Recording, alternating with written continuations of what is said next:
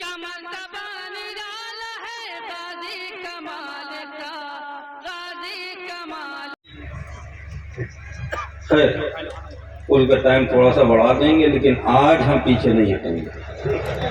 آپ کو یہ تو پتہ چلنا چاہیے کہ کس کا عرس ہے، کس ذات کا عرس ہے، کس اللہ کے ولی کا عرس ہے، جس میں ہم اور آپ یہاں پر حاضر ہو کر اس گرمی کو برداشت کر رہے ہیں، اپنی نیند کو قربان کیا، اپنے نرم گداز بستر کو چھوڑا، اپنی بستی کو چھوڑا اور اتنا لمبا سفر کر کے اس بارگاہ میں پہنچے ہیں، تو ہمیں یہ تو معلوم ہونا چاہیے کہ ہم کس کے عرس میں آئے۔ تو اے لوگوں، یہ عرس ایک فرشتہ صفت انسان کا عرس ہے۔ سبحان اللہ، بے شک بے شک۔ یہ عرس اس ذات کا ہے کہ جس ذات کے بارے میں ان کے ہم عصر علماء فقہا کہا کرتے تھے، اگر اس دور میں کسی کو چاہیے کہ وہ زمین پر چلتا پھرتا فرشتہ دیکھ لے تو وہ میر عبد الواحد بلگرامی کے بیٹے میر طیب کو دیکھ لے۔ سبحان اللہ، اسی مرد کامل کا عرس ہے جس کے بارے میں ان کے ہم عصر اولیاء کہا کرتے تھے۔ کیا کہتے تھے کہ میر طیب کو دیکھ کر ایسا محسوس ہوتا ہے کہ کربلا کے حضرت امام زین العابدین سینکڑوں کرامات کے ساتھ دوبارہ دنیا میں تشریف لے آئے۔ سبحان اللہ۔ یہ اس مرد قلندر کا عرس ہے جس کے بارے میں ان کے وقت کے علماء، ان کے حرکات و سکنات، ان کی سیرت، ان کا قرب حاصل کرنے کے بعد یہ کہنے پہ مجبور ہو گئے تھے کہ آج زمین پر اگر رزق اترتا ہے تو میر طیب کے صدقے میں اترتا ہے۔ اللہ اللہ، سبحان اللہ سبحان اللہ۔ یہ اس ولی کامل کا عرس ہے، سبحان اللہ۔ اور بظاہر وہ بھی ہم آپ جیسے تھے۔ جی، ان کے بھی دو ہاتھ تھے، دو پیر تھے، جیسے کہ ہمارے ہیں اور آپ کے ہیں۔ فرق اتنا ہے کہ ہمارا دل کچھ اور ہے، ان کا دل کچھ اور ہے۔ ہمارا دل دنیا میں لگا ہوا ہے، ان کا دل مدینے کی سنہری جالیوں میں لگا ہوا ہے۔ سبحان اللہ سبحان اللہ، ماشاء اللہ۔ دنیا کو ٹھوکر مار دی تھی، دنیا ان کے پیچھے پیچھے چلتی ہوئی نظر آتی تھی۔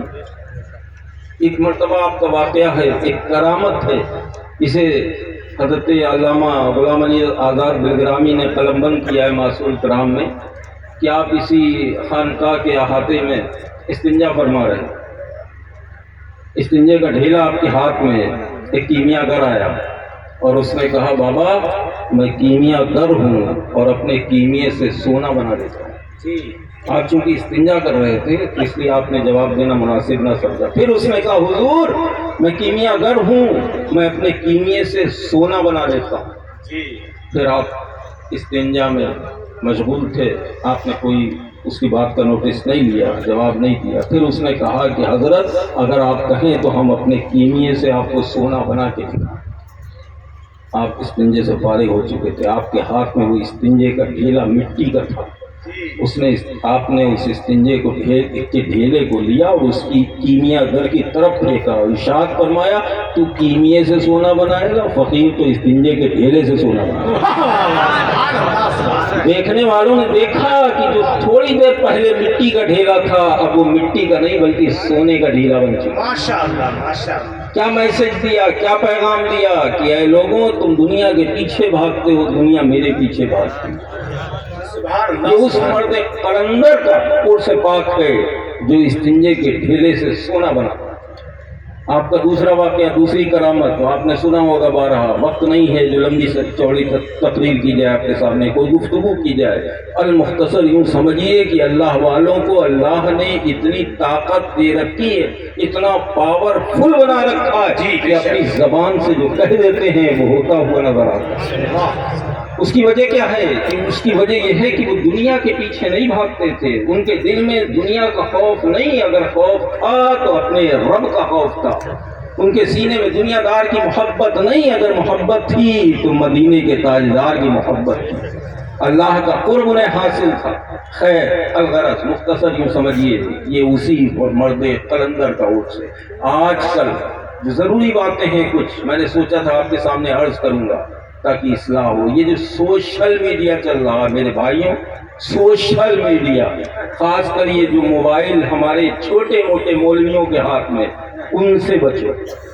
ان کی کوئی تحریر آئے تو بغیر تصدیق کے اس پہ کوئی کمنٹ مت کرو۔ کیا بات ہے حضرت، پہلے پڑھ لو، اس لیے کہ جیسا کہ ابھی میرے بڑے بھائی سید سعید میاں صاحب نے مدارس کے تعلق سے کہا کہ یہ اچک اچک کے سند لے لیتے ہیں، یہ اسی طرح کے ہیں۔ کچھ کتابیں پڑھ لی، کچھ دن علماء کے پاس بیٹھ گئے، اس کے بعد انہیں سند مل گئی، اپنے گھر پہنچے، موبائل اٹھایا اور اپنے اکابروں پر تبصرہ کرنا شروع کر دیا۔ افسوس ہوتا ہے میرے بھائی کہ آج جنہیں آبدست کرنے کا طریقہ نہیں معلوم، وہ بڑے بڑے ولیوں، بڑے بڑے سادات کی شان میں گستاخیاں کرتے نظر آتے۔ یہ بھی اندازہ نہیں ہے کہ ہماری آخرت کیسی ہوگی، ہمارا آخر کیا ہوگا۔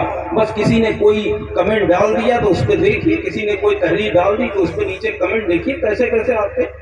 آج دو فرقے تیار ہو رہے ہیں، ایک تو مولائی فرقہ جسے ہم لوگوں نے، دنیا داروں نے بنا رکھا ہے، ورنہ کوئی فرقہ نہیں تھا، یہ سب ایک تھے۔ اب دو پارٹیشن میں بانٹ دیا گیا ہے، ایک طرف کر دیا گیا اہل بیت کو، دوسری طرف کر دیا گیا صحابہ اکرام خلفائے راشدین کو۔ میرے بھائیوں، تم اس وقت تک سچے مسلمان ہو ہی نہیں سکتے جب تک کہ تمہارے دونوں ہاتھوں میں دامن صحابہ اور دامن اہل بیت نہ ہو۔ سبحان اللہ سبحان اللہ۔ اگر تم اپنے آپ کو مولائی کہتے ہو تو حضرت مولا علی کا کردار دیکھو۔ سبحان اللہ سبحان اللہ۔ تم اس وقت تک علی سے محبت کے حقدار نہیں ہو سکتے ہو جب تک کہ تمہارے سینے میں ابو بکر، عمر و عثمان کی محبت نہ ہو، واہ سبحان اللہ، بہت اچھا، اور حضرت امیر معاویہ کی محبت نہ ہو۔ واہ سبحان اللہ۔ آج کیا حال بنا دیا، آج جنہیں آبدست کرنے کا طریقہ نہیں معلوم، وہ بڑے بڑے صحابہ کی شان میں قلم اٹھا کے نہ جانے کیا لکھ دیتے، مائک پہ آتے پتہ نہیں کیا بول دیتے۔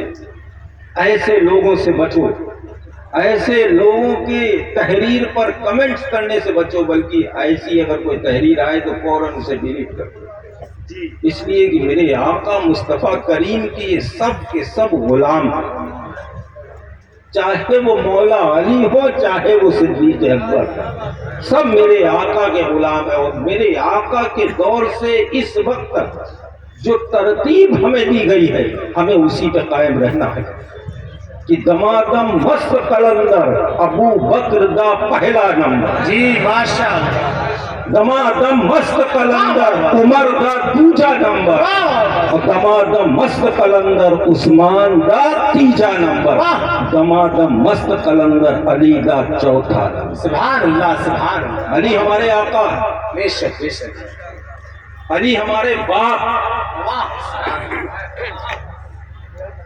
علی علم کا دروازہ، جی، لیکن علی نے جن سے محبت کی ہے ان سے ہمیں محبت کرنا، بہت اچھا، علی نے جن کا احترام کیا ہے ان کا ہمیں بھی احترام واہ کرنا۔ واہ واہ سبحان اللہ۔ اگر ان کی شان میں ادنا سی بھی گستاخی ہو گئی تو سب سے پہلا کوڑا اگر ہمارے پڑے گا تو وہ کسی اور کا نہیں، مولا علی کا کوڑا ہوگا، اور یہی تو مسلک اعلیٰ حضرت ہے۔ مسلک اعلیٰ حضرت کوئی نیا مسلک نہیں ہے، بلکہ صحابہ اور اہل بیت کو جوڑنے کا نام مسلک اعلیٰ حضرت ہے۔ اگر ہمیں علی سے محبت ہے تو ہمیں امیر معاویہ سے محبت کرنی ہوگی، اور اگر ہمیں ابو بکر سے محبت ہے تو مولا علی سے محبت کرنی ہوگی، اس لیے کہ میرے آقا کے چار یار ہیں، ایک سے بغض، باقی سے محبت، جس سے بغض رکھو گے باقی کے صحابہ اسی سے کہہ کے تمہارے اوپر کوڑا چلوائیں گے۔ تو ہمیں چاہیے کہ علی سے بھی محبت کریں، ابو بکر و عمر و عثمان سے بھی محبت کریں، جو خطبے میں پڑھا جاتا ہے ترتیب وائز اسی طرح ہم سب کا احترام کریں۔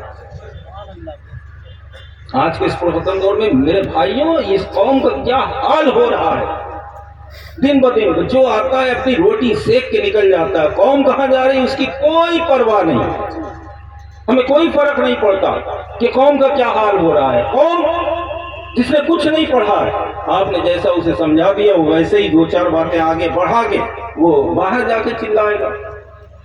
تو میرے بھائیوں صحابہ سے بھی محبت کرو اور علی سے بھی محبت کرو، ان دونوں سے محبت کرنے کا نام ہی مسلک اعلیٰ حضرت ہے۔ اعلیٰ حضرت کو آپ لوگ مانتے ہوں گے تو اپنے حساب سے مانتے ہوں گے، لیکن ہم مانتے ہیں اس لیے کہ اعلیٰ حضرت سرکار کا یہ قرض ہے ہمارے اوپر، یہ احسان ہے۔ ہم کیا، ہماری آنے والی نسلیں اعلیٰ حضرت کو مانتی رہیں گی اور انہیں اپنے سر کا تاج بناتی رہیں گی۔ نعرہ تکبیر، نعرہ رسالت، عرس واحدی طیبی طاہری، مسلک اعلیٰ حضرت حضور صاحب سجادہ۔ بس فرق اتنا ہے کہ ہم دکان نہیں چلاتے، فرق اتنا ہے کہ ہم یہ اعلان نہیں کرتے ہیں کہ لوگ مسلک اعلیٰ حضرت کے نام سے اپنی دکانیں چلا رہے ہیں۔ دل سے مانتا ہوں آپ کے اوپر احسان ہو یا نہ ہو، میرے اوپر میری خانقاہ پر سرکار اعلیٰ حضرت کا احسان ہے۔ سبحان اللہ۔ نہ جانے کتنے کتنے شاعر آئے، نہ جانے کیسے کیسے، میر و غالب آئے، قلم اٹھا کے دیکھیے جب لکھا، جس دور میں لکھا، پڑھا گیا، لوگوں نے بہت پسند کیا، لیکن خدا کی قسم اعلیٰ حضرت نے کب لکھا تھا آج پسند کیا جاتا ہے اور صبح قیامت تک پسند کیا جائے گا۔ اس کی وجہ یہ ہے کہ اور لکھنے والے اپنے من سے لکھا کرتے تھے، لیکن جب سرکار اعلیٰ حضرت کا قلم چلتا تھا تو نبی کے اشارے پہ چلتا تھا۔ نہ جانے کتنوں نے منقبتیں پڑھی بلگرام شریف پر، جی ماشاءاللہ، نہ جانے کتنوں نے منقبتیں پڑھی، لیکن ان کی منقبتیں ایک عرس دو عرس تک چلی، اس کے بعد ختم۔ کیا بات آپ بھی بھول گئے، ہم بھی بھول گئے۔ جی اعلیٰ حضرت نے نہ جانے کب لکھ دیا تھا کہ اللہ اللہ عز و شان، سبحان اللہ، سبحان اللہ۔ ہمارے اوپر احسان ہے، ہم فخر سے کہتے ہیں کہ اعلیٰ حضرت کا ہم پر بھی احسان ہے، ہماری خانقاہ پہ بھی احسان ہے۔ سبحان اللہ، سبحان اللہ۔ کہ ایسا شعر لکھ دیا ہے جس کی چمک نہ آج تک ختم ہوئی ہے نہ صبح قیامت تک ختم ہوئی ہے۔ تمام اشعار پڑھے جاتے ہیں، جس اسٹیج پہ جاتا ہوں میرے بھائی کوئی ایسا اسٹیج شاید ہی ہو کہ میرے پہنچنے کے بعد یہ شعر نہ پڑھا جاتا، تو یہ اعلیٰ حضرت کا احسان نہیں تو کیا؟ جی بے شک، احسان تو پوری قوم پہ پوری سنیت پہ ہے، لیکن افسوس یہ ہے کہ کچھ احسان فراموش ہوتے ہیں۔ کیا بات ہے، لیکن ہم باب العلم کی اولاد ہیں، اللہ اللہ، اصلی نسلی، واہ واہ واہ، ہم کسی کے احسان کو فراموش نہیں کر سکتے، کیا بات ہے، ہم اس کا بدلہ دینے کے لیے تیار ہیں، اور بدلہ اس انداز میں دیں گے کہ میرے مریدوں جب تک زندہ رہنا مسلک اعلیٰ حضرت پر قائم ہے۔ نعرہ تکبیر، پورا مجمع ہاتھوں کو اٹھا کر جواب دے، نعرہ رسالت، عرس واحدی طیبی طاہری، مسلک اعلیٰ حضرت، عشق و محبت، عشق و محبت، حضور صاحب سجادہ، سیدی سرکار سہیل ملت۔ اور بھی بہتوں نے کلام لکھے ہیں، نہ جانے کتنے کلام پڑھے آتے ہیں، لیکن یہی خاص کلام، اس میں ایسی کیا خاصیت ہے کہ یہ جب کلام پڑھا جاتا ہے، یہ شعر پڑھا جاتا ہے تو لوگ اچھل پڑتے ہیں۔ جی ماشاء یہ روز عرس آوارگان دشت غربت کے لیے من و سلوہ ہے مگر خبز و ادامے بل گئے۔ اللہ اللہ، سبحان اللہ۔ اے لوگوں، جب تک زندہ رہنا اعلیٰ حضرت کی محبت کو اپنے دلوں میں بسائے رہنا، اور صرف اپنی دکانیں چلانے کے لیے نہیں بلکہ قوم کی خدمت کے لیے، قوم کی خدمت کے لیے۔ وہ لوگ کہتے ہیں اس بات کو کہ لوگ اپنی دکانیں چمکانے کے لیے مسلک اعلیٰ حضرت کو استعمال کرتے ہیں، بریلی شریف کے اسٹیج کو استعمال کرتے ہیں۔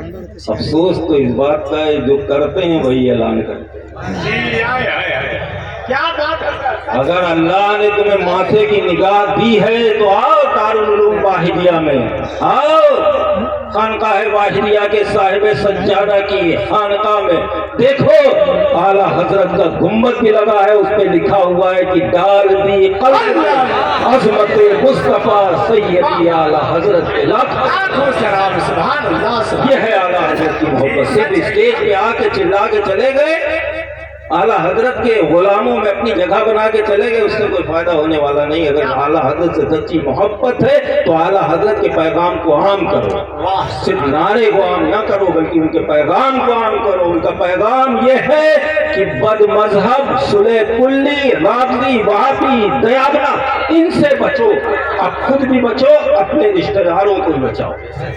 یہ مسلک اعلیٰ حضرت ہے، یہ پیغام ہے سرکار اعلیٰ حضرت کا۔ صرف اعلیٰ حضرت نے یہ نہیں کیا کہ جاؤ میرے نام کا نعرہ لگاؤ، بلکہ اعلیٰ حضرت نے کہا کہ اے لوگوں اپنی مسجدوں کو آباد کرو، اپنے بزرگوں کا احترام کرو، ان کے آراز کی محفل میں جاؤ، اور جو تمہارے نبی کی شان میں گستاخیاں کر چکے ہیں، ان کے جو فالوور ہیں ان سے بچو۔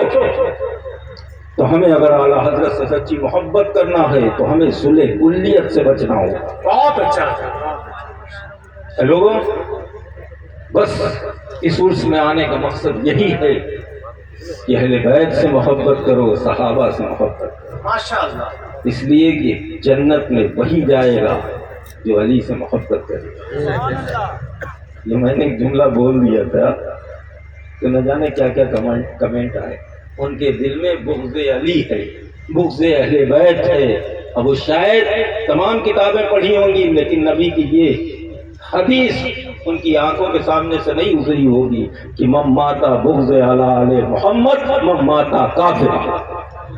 میرے آقا خود ارشاد فرماتے ہیں، سنو کہ اے علی دو گروہ ہوں گے، ایک تم سے محبت کرے گا اس کے لیے جنت ہے، اور ایک تم سے بغض رکھے گا اس کے لیے جہنم۔ لیکن علی سے محبت کرو، ساتھ ہی ساتھ علی کے یاروں سے محبت کرو، ان سے محبت کرو جن سے علی نے محبت کی ہے۔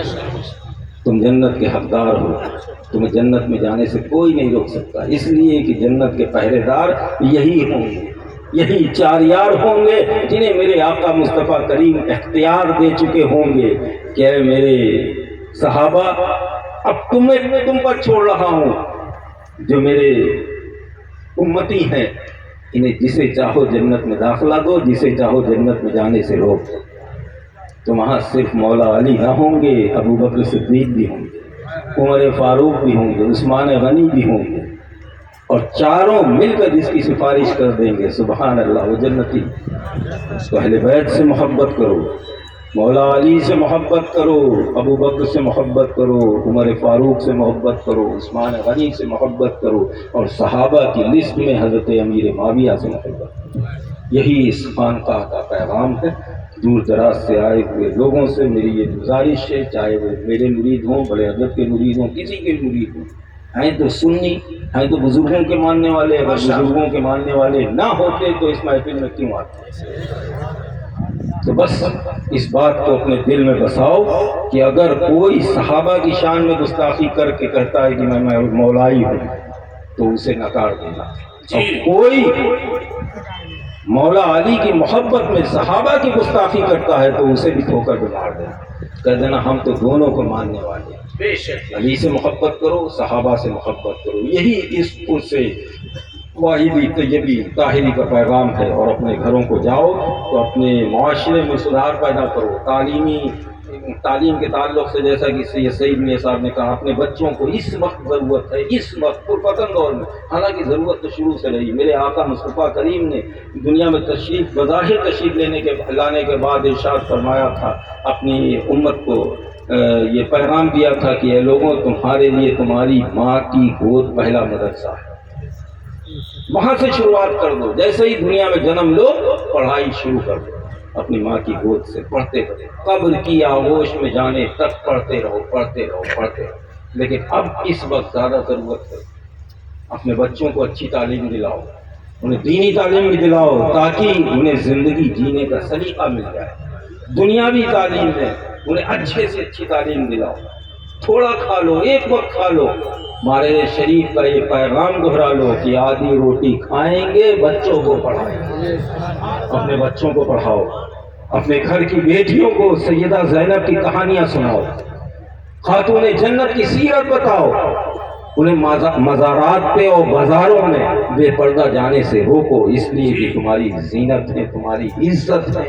अभी तुम्हें होश नहीं आता, अभी तो तुम बड़े खुश हो कि मेरी बेटी मॉडर्न है, मेरी बेटी पढ़ी लिखी है, इंग्लिश बोल लेती है, लेकिन जब वो कदम गलत उठा लेती है तो तुम रोते हुए नजर आते हो। तो वो दिन आने से पहले सुधर जाओ, अपनी बच्चियों को दीनी तालीम दिलाओ और उसके बाद दुनियावी तालीम दिलाओ, ताकि उसे सैयदा ज़ैनब की सीरत पता चल जाए कि हमें ज़िंदगी कैसे गुजारनी है। अपने बच्चों को अच्छी तालीम दिलाओ। शादी ब्याह में जो फजूल खर्ची करते हो उसे रोको, उस पैसे से गरीबों की मदद करो, बेवाओं की मदद करो। तुम आए हो इस दुनिया में किस मकसद के लिए? सिर्फ सैर व तफरीह के लिए नहीं आए हो, सिर्फ दुनिया की लज्जत लूटने के लिए नहीं आए हो, बल्कि तो दुनिया तो तुम्हारे लिए एक इम्तिहान गाह है, जहाँ तुम्हें इम्तिहान देना है। असल आराम गाह तुम्हारी कब्र है, उसके बाद मैदान महशर, मैदान जन्नत तुम्हारा असल मकाम है, वहाँ तुम्हें जाना है। तो इसके लिए, जन्नत के लिए कुछ कर जाओ, गरीबों की मदद करो ताकि तुम्हारी बख्शिश का जरिया बन जाए, बेवाओं की मदद करो, यतीमों की मदद करो। अगर तुम्हारी बस्ती में कोई ऐसा है बच्चा जिसके पास इतना असासा नहीं कि अच्छी तालीम दिला सके, शौक है पढ़ने का, तो मेरे भाइयों, ये 2-2, 4-4 लाख रुपए तो मिनटों में, जलसों में उड़ा देते हो। इस पैसे को बचाओ, उस बच्चे की पढ़ाई पे लगा दो, उस बच्चे के बाप भी खुश हो जाएंगे, बस्ती वाले भी खुश हो जाएंगे और मदीने वाले मुस्तफा भी खुश हो जाएंगे। तो फजूल खर्ची से बचो, अपने पैसे का सही इस्तेमाल करो, मदारिस पे ध्यान दो। ये मदारिस में अपने बच्चों को पढ़ाओ तो साथ ही साथ दीनी तालीम के साथ दुनियावी तालीम भी दिलाओ। हमारे इमाम मसाजिद के बारे में बहुत अच्छी अच्छी बातें सईद मियां साहब ने कही। अल्लाह तबारक व तआला इस कौम को अपने उलमा, अपने इमामों से मोहब्बत की तौफीक अता फरमाए। आमीन। अल्लाह रब्बुल इज़्ज़त की बारगाह में अरीज़ा है कि अल्लाह तबारक व तआला हमें और आपको सैयदना मीर तैयब का सच्चा गुलाम बनाए। आमीन। अऊज़ु बिल्लाहि मिनश शैतानिर रजीम।